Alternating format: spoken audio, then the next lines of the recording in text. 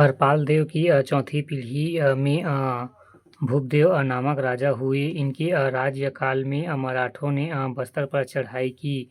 रिश्तेदारी के नाते भूपदेव को बस्तर का सहायक के लिए जाना पड़ा। पहले तो इन्होंने सफलता प्राप्त हुई, पर अंततः में राज छोड़कर भागना पड़ा। समझौते होने पर इन्हें मराठों की यह शर्त भी माननी पड़ी कि आवश्यकता पड़ने पर ये 5 सैनिकों से सहायता पहुंचाया करेंगे। भूपदेव के बाद उनके पुत्र पद्म सिंह गद्दी पर बैठे।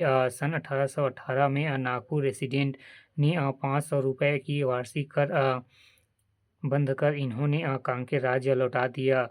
पद्म सिंह के पश्चात सन 1853 में नरसिंह गद्दी पर बैठे। इन्होंने 1853 से 1903 तक राज्य किया। सन 1854 में संपूर्ण छत्तीसगढ़ में अंग्रेजी राज्य कायम हो गया।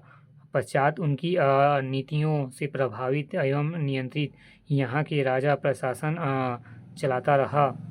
चौथा, खुज्जी। इस जमींदारी क्षेत्र 63 वर्ग मील था। इलियट की रिपोर्ट में भाग 3 में विदित होता है कि इसके अंतर्गत 33 ग्राम आते थे। लगभग 200 वर्ष पुराने गौड़ राजाओं ने इसे एक मुसलमान सैनिकों को जिसने उन्हें नागपुर के भोसला राजा रघु जी के आक्रमण के विरुद्ध सहायता पहुंचाई थी, पुरस्कार के रूप में प्रदान किया था।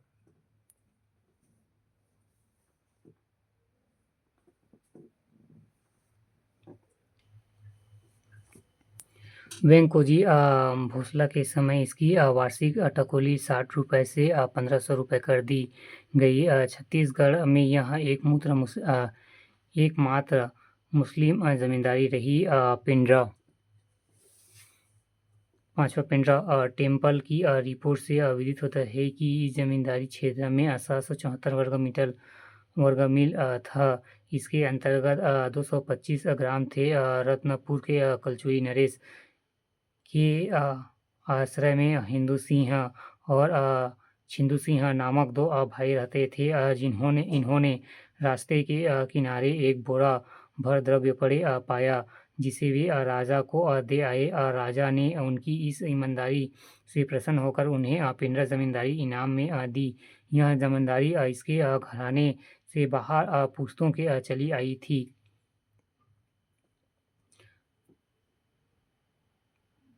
पंडरी वन अर्थात पिंडरा में हिंदू सिंह के वंशज की बड़ी उन्नति हुई और 80 और 100 के वर्ष के भीतर इसके वंशज केंद्रा उपरोड़ा मातिन के अधिकारी बन बैठे। मराठों के शासनकाल में भी ये अपनी जमींदारियों का उपभोग करते रहे। सन 1798 में पिंडरा जमींदार पृथ्वी सिंह को मराठों का कोप भाजन बनाना पड़ा, जिससे यह अपनी जमींदारी से हाथ धोना पड़ा। सन 1818 में जब कर्नल एग्न्यू छत्तीसगढ़ के सुपर रेसिडेंस होकर आया, तब उन्होंने पुराने अधिकारों के वंशज अजीत सिंह की जमींदारी सौंप दी। इसकी वार्षिक टकोली 1400 रुपये निर्धारित की गई।